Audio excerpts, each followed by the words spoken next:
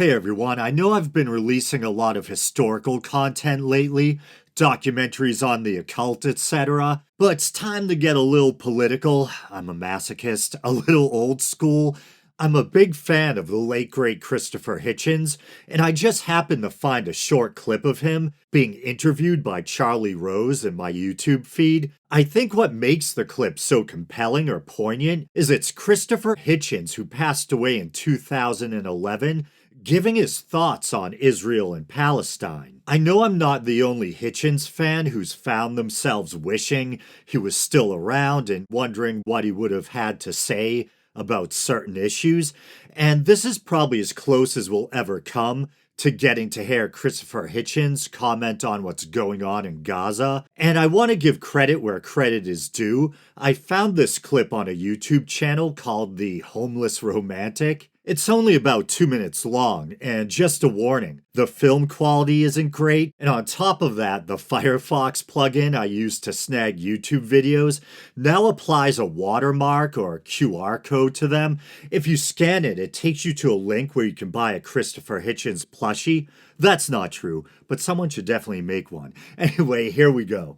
I'd better give you the straight answer. I think Zionism, the idea of building a state of Jewish farmers on Arab land in the Middle East, is a stupid idea to begin with. I've always thought so. My mother wanted to go and be a Zionist immigrant at one point. I tried to talk her out of it. It's been a thing in my family. I think it's a bad idea. I think it's a messianic idea. I think it's a superstitious idea. And I think so the idea of Israel's right to exist is now that it's there, has no play with you. Many states are founded on injustices or foolishness and bad ideas. And boundaries are drawn by all kinds of political. Yeah, it doesn't mean that anyone can just come and evict or destroy them. And I'm not saying that, but I think I'd have to say, so as not to seem shady, I've always thought it's a silly, messianic, superstitious nationalist idea, and it's a waste of Judaism. And it guaranteed a quarrel with the Arabs because it meant we're going to take away from you what's most precious, your land, by trying to make Jews into peasants. Already a silly idea. That's not the way to rescue Central European Jewry, make them into farmers in Palestine. Guaranteed an injustice to the Arabs, which now anyone can see, and is now entering its third, fourth generation. Fourth generation of Palestinians brought up either in exile or dispossession or under occupation and humiliation. And now we know that something has to be done to address what is part of the original, let's not call it original sin, original misconception of the thing. So I've been writing in favor of Palestinian homeland all my life, and I'm no more, no less in favor of it than I was because of recent events. And now the Bush administration is in favor. It's a matter of principle. And now the Bush administration is in favor of it. Well, yes, they were edging towards it. It's a pity about the timing, because they were edging towards it before. I don't want it to look as if they did it as a concession. But it should be a matter of principle. If Jews born in Brooklyn have a right to a state in Palestine, then Palestinians born in Jerusalem have a right to a state in Palestine. Anyone who doesn't agree with that principle, I think, is suspect. I think most people do. They do, but but why in that case do we have the one and not the other? After all, it's America that pays for all this and arms the Israelis and is very much involved in it. If it's a matter of principle, then we should have witnessed to it a bit more forcibly than we did. And just to offer my personal take, I try not to approach this topic tribalistically or with any particular bias, other than not wanting to see innocent human beings on either side die.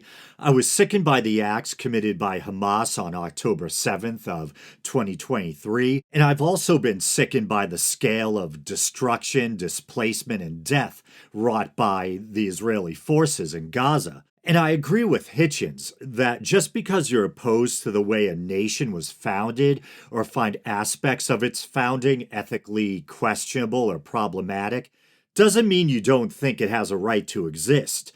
Trying to wipe out or expel the population of a nation because you don't like the way it was founded would be answering one atrocity with another. I'm not opposed to the Israeli people. I'm opposed to the current actions of the Israeli government and military. One thing he said that really struck me, I thought it was to the point and cleverly worded, was when he said, if Jews born in Brooklyn have a right to a state in Palestine, then Palestinians born in Jerusalem have a right to a state in Palestine. I always wondered what Hitchens' take was on the Palestinian-Israeli conflict. I was usually watching him in the context of atheist versus theist debates, so there were aspects of his personal politics that I was unaware of.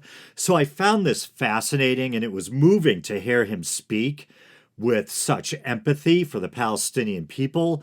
But that's it, just a quick one. Thanks, brothers and sisters, and until next time.